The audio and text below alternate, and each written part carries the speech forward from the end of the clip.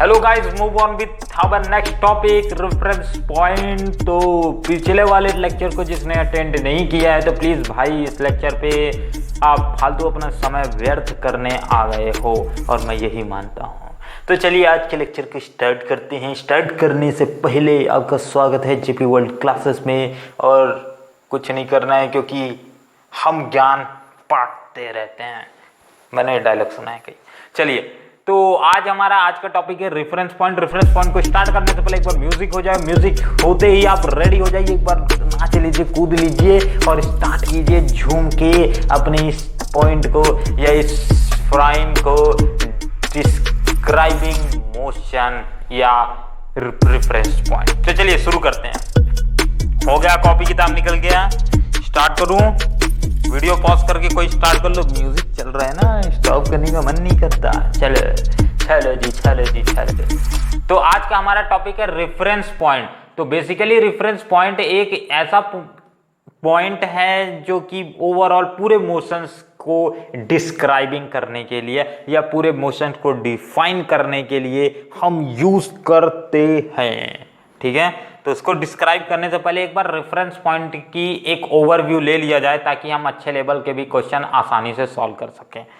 तो reference point को हम यूज करते हैं, पहली बात ध्यान रखना, किसके लिए? मोशंस को डिस्क्राइब करने के लिए। So what is reference point? Reference point is basically a point, a search point लिखो, इसको डिफाइन करो। रुको अच्छे से जल्दी नहीं।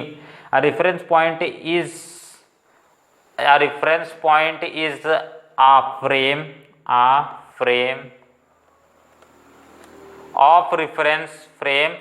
of reference भी लिख सकते हो या फिर सिंपली लिखो a reference point is a frame which is used to identify motion, identifying motion.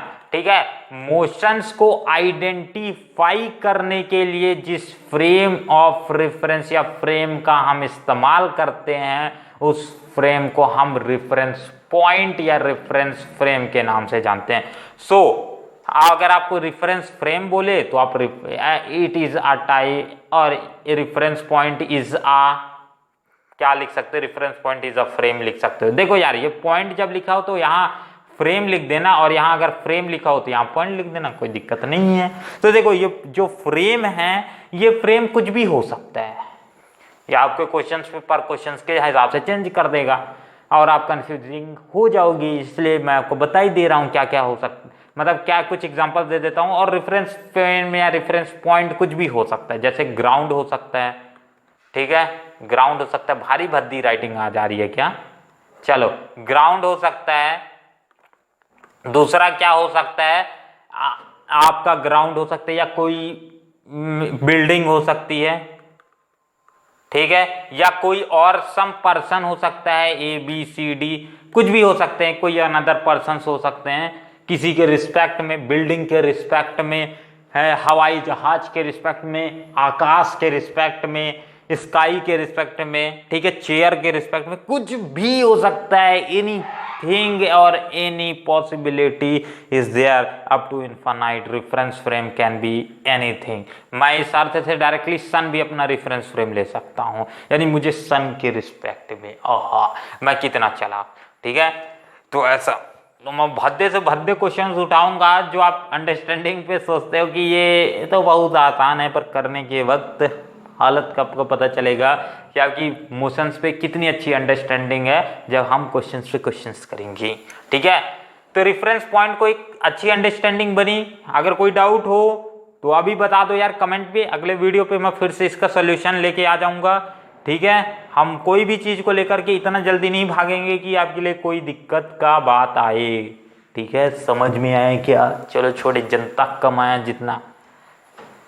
तो रेफरेंस पॉइंट क्या है? एक फ्रेम को डिफाइनिंग करने के लिए, जो हम आइडेंटिफाई करने के लिए, एक मोशंस को आइडेंटिफाई करने के लिए जिस फ्रेम का यूज करते हैं या किसी पॉइंट का यूज करते हैं उसे हम क्या बोलते हैं? रेफरेंस फ्रेम या रेफरेंस पॉइंट का नाम दे देते हैं। यानी ये किसको आइडेंटिफाई करने के लिए यूज किया जा रहा है, मोशन को यार, यानी काइनामेटिक्स को डिफाइन करने के लिए इस्तेमाल किया जा रहा है। अब इसका एक बहुत सुंदर सा एग्जांपल लेके आया हूं ताकि आपको ये चीजें और अच्छी आ जाए समझ। जैसे कि motion along a straight line का मैंने एक एग्जाम्पल लिया है। उससे पहले एक चीज और इसमें समझ लेते हैं, उस टॉपिक को देखते मुझे और अच्छे पॉइंट दिमाग में आ गए कि क्या, कि जो हमारे पास काइनामेटिक्स होती हैं, ये काइनामेटिक्स यानी मोशन, ठीक है, motion different frame of reference का हो सकता है। जैसे कि ये मोशन इन स्ट्रेट लाइन हो सकता है, ठीक है, मोशन इन स्ट्रेट लाइन हो सकता है, STRIGHT स्ट्रेट लाइन हो सकता है, LINE लाइन हो सकता है। और क्या हो सकता है मोशन इन स्ट्रेट लाइन के अलावा, मोशन इन प्लेन हो सकता है, ठीक है, मोशन इन प्लेन लिख सकते हो। हम इस चीजों को समझेंगे। अभी आपके हम कौन सा कोर्स में है, सिर्फ और सिर्फ ये पहले वाले को हम डील करेंगे, बाकी के नीचे वाली चीजें डील नहीं करेंगे, ये पूरा क्लास 11 के टॉपिक्स हैं, ठीक है। बट ये इसका छोटा सा ओवरव्यू आपके NCERT में दिया है तो मैं उठा करके बता दे रहा हूँ। और इसके बाद मोशन इन प्लेन या इसके बाद आप समझोगे मोशन इन स्पेस, ठीक, मोशन इन स्पेस। आप स्पेस में एनीथिंग कुछ भी हो सकता है। प्लेन में तो हम देखो मोशन इन स्ट्रेट लाइन में क्या चीजें समझते हैं, मोशन इन स्ट्रेट लाइन में हम कुछ इस तरीके की चीजें समझते हैं, जैसे कि A गया, A B पे गया, ठीक है, और ये जो हम A से B जा रहे हैं, ये हमेशा ध्यान रखना ये मोशन किस तरीके का होगा, एक स्ट्रेट पाथ पे होगा, X एक्सिस पे होगा या Y एक्सिस पे होगा, ठीक है। यानी मोशन इन स्ट्रेट लाइन सिर्फ दो एक्सिस पे रिस्पॉन्सिबल होता है, एक तो X एक्सिस, दूसरा Y एक्सिस। मैथ पे पढ़े हो ना, X axis, Y axis and Z axis, तीन एक्सिस होती हैं जो कि हमारे 3D वर्ल्ड को डिफाइन करने के लिए यूज करती हैं। एक्सप्लेन कर दूं क्या, चलो समझ लो। देखो हम अपने दुनिया को तीन रेफरेंस फ्रेम्स पे डिफाइन करते हैं, तीन बोल रहा हूं, तीसरे रेफरेंस फ्रेम्स हम जोड़ते हैं बट उसको हम उतनी मान्यता नहीं देते हैं। हम मानते हैं हमारी दुनिया में दो रेफरेंस फ्रेम मेनली एग्जिस्ट है, ठीक है। हम किस से अभी दुनिया में जी रहे हैं, इस दुनिया को हम नाम देते हैं 3D दुनिया का, ठीक है। किसका नाम देते हैं, 3D दुनिया का, ठीक है।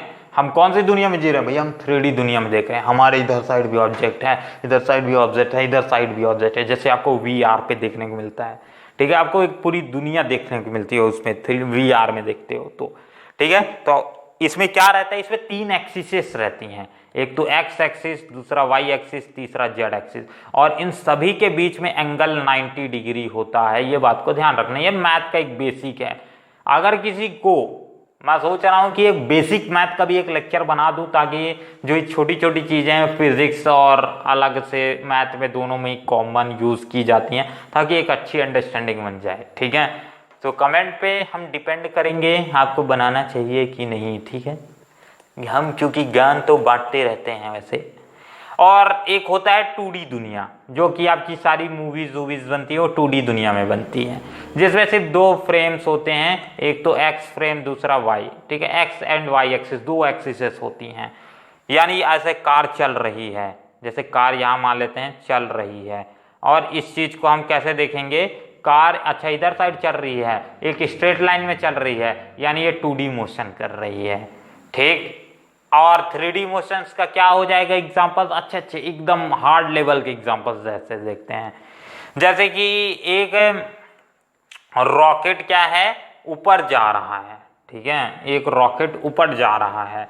तो ये रॉकेट जब ऊपर जा रहा है तो ये दो ही फ्रेम में वैसे एग्जिस्ट कर रहा है, एक तो Y एक्सिस पे जा रहा है, ठीक है, और एक X एक्सिस उसका लेटरल पे रहेगा, यानी एक ही 2D मोशन उसमें भी हो रहा है। 3D मोशन आपको कहाँ देखने को मिलेगा, चलो विजुलाइज करते हैं और उसको बनाते हैं 3D मोशन। जैसे कि 3D मोशन आपको सबसे अच्छा देखने को मिलता है पूरा सोलार सिस्टम। आपका सोलार सिस्टम एक 3D मोशन है, यानी वहाँ चीज़ें X एक्सिस पे भी हो रही हैं, Y एक्सिस पे भी हो रही हैं, और यहाँ तक कि Z एक्सिस पे भी चीज़ें हो रही हैं। यानी आपका जो अर्थ है, अर्थ कैसे घूम रहा है, अर्थ ये इस तरीके से यहाँ बीचों बीच मान लेते हैं सन है, तो आपका अर्थ यहाँ पास है, तो ये इस तरीके से घूम रहा है। यानी अर्थ का मोशन 3D मोशन है। आपको मैं डिफाइन करता हूँ कैसे। अभी तो आप बोल रहे होगे कि ये अर्थ का सिर्फ 2D मोशन मेरे को दिख रहा है, एक तो इधर साइड जा रही है अर्थ, ठीक है, एक बार में, और एक बार में ऊपर साइड, तो ये 2D मोशन हो गई। बट मैं मान रहा हूँ ये 3D मोशन है इसका। क्यों 3D मोशन है? क्योंकि अर्थ अपनी एक्सिस पे घूम भी तो रही है, ठीक है। मान लेते ये अपनी एक्सिस पे घूम रही है, और घूमने के कारण ये जेड एक्सिस पे परफॉर्म कर रही है मोशन, और चलते वक्त ये एक्स एक्सिस पे परफॉर्म कर रही है, और वाई एक्सिस पे परफॉर्म कर रही है। यानी हमेशा कोई एक मोशन हो रहा है, तो कौन सा जो भी मोशन है वो हमेशा 2 एक्सिस पे होगा ही, ठीक है। तो यहाँ जो घूम रही है वो तीसरा एक्सिस आए जा रहा है। इसका एक और अच्छा एग्जांपल देता हूँ, और थोड़ा सा दमदार, पर वो थोड़ा सा शायद अंडरस्टैंडिंग अच्छी ना बने मेरे हिसाब से। वो मोशन क्या है? आप गैस को ले लो यार, गैस को मैं भूल रहा था कैसे। आपके पास गैस है, ठीक है। गैस क्या एक एक्सिस में मूव करती है? आपने घर पे अगरबत्ती जलाई, क्या वो एक जगह पे जाएगी यार? नहीं। तू जेपी वहां खड़ा है तो मैं उसी के नाक में से जाऊंगी, आजू बाजू कोई और है उसके नहीं, तो वो चारों तरफ फैल रही है। यानी वो 3D मोशन कर रही है, इधर भी जा रही है, इधर भी जा रही है, इधर भी जा रही है, इधर भी जा रही है। 3D मोशन को आपको मैं इजिली समझाता हूँ क्या है, ठीक है। अब यहाँ पास हो आप, इधर साइड क्या है, आप ये जो दुनिया में जी रहे हो ये भी एक 3D दुनिया है, ठीक है। आपका एक एक्स एक्सिस है, ये रहा, एक वाई एक्सिस है। एक्स एक्सिस अगर मैं बोलता हूं तो ये वाला भी हो जाएगा, और मेरे पीछे भी एक्सिस मैं उसे डोनेट कर लूंगा, तो मतलब ये वाई एक्सिस अगर मैं बोलता हूं तो वाई एक्सिस क्या आ जाएगा? ये ऊपर नीचे वाई एक्सिस, ठीक है। ये वाई एक्सिस हो जाएगा ये वाला, ये पूरा का पूरा एक्स एक्सिस हो जाएगा, और जेड एक्सिस क्या हो जाएगा? ये हो गया, ये हो गया। अब जेड एक्सिस क्या है यार? ये आपके सामने वाली लाइन तो बच रही है, यानी ये वाली। मेरे 3 हाथ नहीं है, नहीं तो ऐसे करके ऐसे फट से डोनेट, तो ये एक्स एक्सिस को, ये एक्स एक्सिस को डोनेट कर रहा है, ये वाई एक्सिस को डोनेट कर रहा है, और आपके आने पीछे आगे पीछे जाने वाली तो रास्ता खाली है, तो वो जेड एक्सिस को डोनेट कर रहा है। तो आप 3D दुनिया में जीते हो। और एक तो हम 3 रेफरेंस फ्रेम मानते हैं, दूसरा कि 2D डायमेंशन, तीसरा 3D डायमेंशन, जिसमें सारे कार्टून्स बनाए जाते हैं, मूवीज 3D मूवीज बनाई जाती है, VR वाली मूवीज। और जो आपका एक आखिरी आता है टाइम को भी हम एक रेफरेंस फ्रेम मानते हैं, और उसे हम मानना पड़ता है, क्योंकि अगर आप देखो मैं रेफरेंस फ्रेम को कंक्लूड करूं कि यार क्या है रेफरेंस फ्रेम, तो रेफरेंस फ्रेम यानी अगर मैं बोलता हूं यार कि ये आदमी किसी का मोशन को नोटिस करेगा, यानी एक आदमी यहां पास है, मान लेते एक आदमी यहां है, एक आदमी यहां है, मैं बोल रहा हूं कि ये ए वाला आदमी बी के सारे मोशंस को डोनेट करेगा या सुपरवाइज करेगा, ये कितना राउंड आया कितना राउंड गया, तो ए वाला तभी उसे सुपरवाइज कर सकता है, यानी उसके मोशंस को स्टडी कर सकता है। 4 बार गया 5 बार गया, इससे स्टडी बोलेंगे, तो ये कर सकता है किस कंडीशंस पे? 2 कंडीशन उसे मस्ट रिक्वायर्ड हैं एक रेफरेंस फ्रेम्स को सॉल्व करने के लिए। दैट पहली कंडीशन क्या है कि यार उसके पास खुद का घड़ी होनी चाहिए टाइम के लिए, ठीक है, यानी कि उसके पास खुद का क्लॉक होना चाहिए, CLOC के क्लॉक होना चाहिए। और दूसरी चीज जो बहुत ज्यादा जरूरी है यहाँ पास, उसके पास क्या होना चाहिए? एक रेफरेंस फ्रेम होना चाहिए, पॉइंट होना चाहिए, ठीक है, रेफरेंस पॉइंट होना चाहिए। कैसा पॉइंट?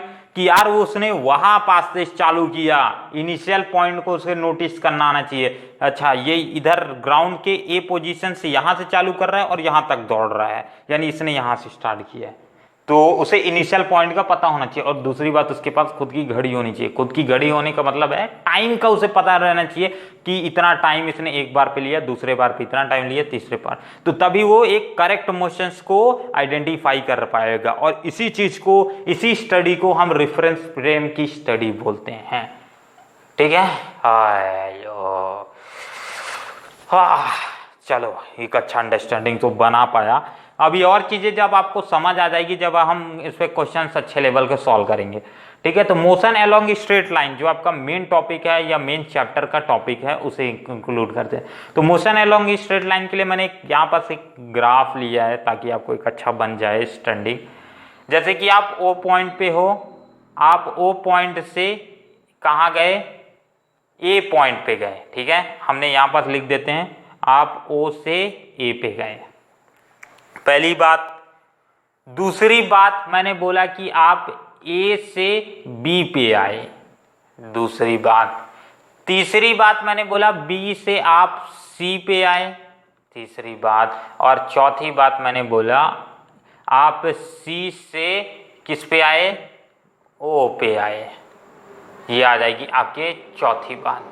तो इसमें मैं एक छोटी सी 2 टॉपिक को कवर करूंगा, इसके बाद आज का लेक्चर एंड कर देंगे, ठीक है। बहुत देर से लाइट में खड़े खड़े मेरा सर दर्द देने लगा, बहुत ज़्यादा लाइट है भाई, बहुत ज़्यादा। चलो, तो आप जब ओ से ए पे गए तो क्या हुआ, आपको मैं यहाँ 2 टॉपिक कवर करने वाला हूँ, ठीक है। मोशन अलोंग स्ट्रेट लाइन में जो बार बार यूज होंगे टर्म्स, डिस्टेंस DISTANCE डिस्टेंस, और दूसरा है डिस्प्लेसमेंट DISPLACEMENT डिस्प्लेसमेंट। भारी भद्दी राइटिंग हो गई है यार जेपी तेरी तो। चलो ये अभी कंक्लूड कर लो। हाथ मेरा लोचा है, क्या लोचा है, हाथ में कोचा है। चलो, तो आपको डिस्टेंस और डिस्प्लेसमेंट के 2 टर्म्स को मैं एक्सप्लेन कर देता हूं, इन्हें और डिटेल में हम अगले लेक्चर पे ही लेंगे। डिस्टेंस क्या है, डिस्टेंस एक ऐसा पॉइंट है, इनिशियल पॉइंट से लेकर के फाइनल पॉइंट तक के डिस्टेंस, फाइनल पॉइंट तक के पाथ को हम क्या बोलते हैं, डिस्टेंस बोलते हैं। So what is distance, distance is basically, यहाँ पास कहीं जगह है क्या, चलो जगह है। व्हाट इज डिस्टेंस, डिस्टेंस को अगर मैं डोनेट करता हूं तो क्या लिख सकता हूं, इनिशियल पॉइंट से लेकर के फाइनल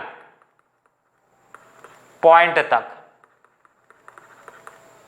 इनिशियल पॉइंट से लेकर के फाइनल पॉइंट तक के बीच का जो पाथ लेंथ है, पाथ लेंथ है, उस पाथ लेंथ को हम क्या बोलते हैं, उस पाथ लेंथ को हम डिस्टेंस का नाम देते हैं। किसका नाम देते हैं, डिस्टेंस का नाम देते हैं। ये अच्छी हैंड राइटिंग है यहाँ, अब थी निकली, अच्छा जी। तो इनिशियल पॉइंट से फाइनल पॉइंट के बीच का जो पाथ लेंथ है, उस पाथ लेंथ को हम क्या बोलती हैं, डिस्टेंस बोलते हैं, ठीक है।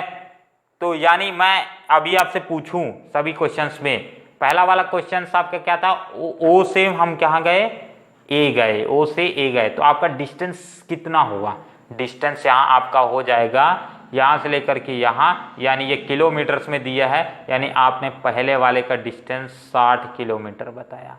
दूसरे वाले पे पूछूं कि ए से लेकर के बी गए, ए से लेकर के बी गए, यानी ये चीजें आपको कितनी आ जाएंगी, आप इसे आसानी से निकाल सकते हो, 60 - 35 दैट्स टू बी आपका 25, यानी 25 किलोमीटर आ जाएगा। यानी आपने एक्चुअल कितना डिस्टेंस ट्रैवल किया सिर्फ वो देखेंगे हम डिस्टेंस में। यानी अगर मैं यहीं पास आपसे पूछ दूं, ठीक है, पेजेस में ऐड करना भूल गया हूं, इस चीज को रब कर दूं क्या, ला ला ला ला ला, चलो रब कर देते हैं तो जगह बन जाए, ठीक है। चलो जी, चलो चलो चलो चलो चलो चलो चलो चलो चलो चलो चलो चलो चलो, ठीक है ठीक है, सही है। अब मान लेते हैं मैं आपसे पूछूं यहीं पास कि आपने कहा किया ओ से ए गए, ठीक है, सॉरी ओ से मैं डायरेक्टली आपको बी पूछूं, आप डिस्टेंस कितना है आपको बताना है। ऊपर करते हैं थोड़ा सा, आपने कहां से कहां गए, ओ से लेकर के बी पॉइंट पे आए। अब आपको ये वाला डिस्टेंस टोटल लेना है यहां तक का, ए तक का, और ए से लेकर के बी वाला भी ऐड करना है। यानी आपने टोटल डिस्टेंस कितना किया, 60 + 25 दैट्स टू बी, 60 दूनी 80 और 85, यानी आपने 85 किलोमीटर ट्रैवल किया। अब यही चीजें डिस्प्लेसमेंट के लिए बहुत ज्यादा चेंजेस हो जाएंगी। डिस्प्लेसमेंट क्या होता है, इनिशियल और फाइनल बीच के बीच का जो शॉर्टेस्ट पाथ लेंथ होता है उसे डिस्प्लेसमेंट बोलते हैं। यानी मैं आपको अगर डिस्प्लेसमेंट को डिफाइन करके दूं, डिस्प्लेसमेंट डिस्प्लेसमेंट को अगर मैं आपको डिफाइन करके दूं तो what is displacement? Shortest path length, ठीक है, SHORTEST, शॉर्टेस्ट डिस्टेंस, ठीक है, बिटवीन, हम ऐसे बिटवीन को शॉर्ट फॉर्म में लिखते हैं, between initial and final position, initial and final, boring तो नहीं लग रहा है? बिल्कुल मेरे नाम से बोलने से लग रहा है, अब ये तक नहीं लग रहा था, ठीक है। इनिशियल एंड फाइनल पोजीशन, उसे हम क्या बोलते हैं? डिस्प्लेसमेंट। यानी इनिशियल और फाइनल पोजीशन के बीच का जो शॉर्टेस्ट, इस वर्ड को डिफाइन करेंगे, हम यूज करेंगे शॉर्टेस्ट, यानी जो सबसे छोटे से छोटा डिस्टेंस है उसे हम डिस्प्लेसमेंट बोलते हैं। इस चीज को हम समझते हैं। जैसे ही आप यहाँ पास एक एग्जांपल उठा लो, हम कलर चेंज कर लेते हैं, जैसे ऑल थ्रू ग्रीन ले लेता हूँ। जैसे कि आप यहाँ पास से कहाँ गए, मान लेते हैं हमने आपको दिया कि ओ से आप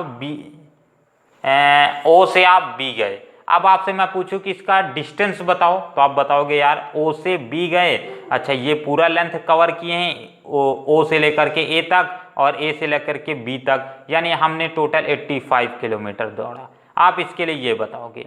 बट अगर मैं इसी के लिए डिस्प्लेसमेंट की बात करूं तो डिस्प्लेसमेंट क्या है? शॉर्टेस्ट डिस्टेंस, यानी ये आपका पॉइंट जो है ये इनिशियल पॉइंट बनेगा, और बी क्या है यहाँ पास, जहां इंसान जाकर के फाइनली रुका, वो फाइनल पॉइंट। यानी इन दोनों के बीच का जो शॉर्टेस्ट डिस्टेंस है, शॉर्टेस्ट डिस्टेंस क्या, यहां से लेकर के यहां गए, फिर यहां से लेकर के यहां गए, ये शॉर्टेस्ट डिस्टेंस है, यानी और या फिर ये शॉर्टेस्ट आपका डिस्टेंस है, ये जो मैंने यहाँ पास हाईलाइट कर दिया है। तो आपका बेसिकली जो शॉर्टेस्ट डिस्टेंस है ये ओ से लेकर के बी तक का है, नॉट ये पूरा का पूरा डिस्टेंस, ठीक है। तो हम शॉर्टेस्ट डिस्टेंस, यानी अगर मैं इसका डिस्प्लेसमेंट पूछता हूँ, यार डिस्प्लेसमेंट बताओ, तो आप डिस्प्लेसमेंट कितना बताओगे? 0 से लेकर के 35, यानी इसका डिस्प्लेसमेंट सिर्फ 35 हुआ। और अगर इसी में मैं पूछूं, आपका ओ से चालू किया था और ओ पे ही आकर के एंड किया, यानी ओ से लेकर के ओ तक कितना डिस्टेंस है? तो आप बोलोगे यार 60 गया, ए पे पहुंचा, और ए से फिर से 0 पे ओ पे आया, तो 60 फिर से आया, यानी इसका डिस्टेंस कितना आ जाएगा? 120 किलोमीटर बोलोगे। बट वहीं डिस्प्लेसमेंट की अगर मैं बात करूंगा तो आप डिस्प्लेसमेंट इनिशियल पॉइंट अच्छा ये था और फाइनल पॉइंट भी अच्छा यही है, यानी गया था वापिस यहीं आ गया, यानी इसका डिस्प्लेसमेंट तो 0 हो गया, यानी इस कंडीशन पे डिस्प्लेसमेंट 0 किलोमीटर आएगा। तो चीजें समझ आई?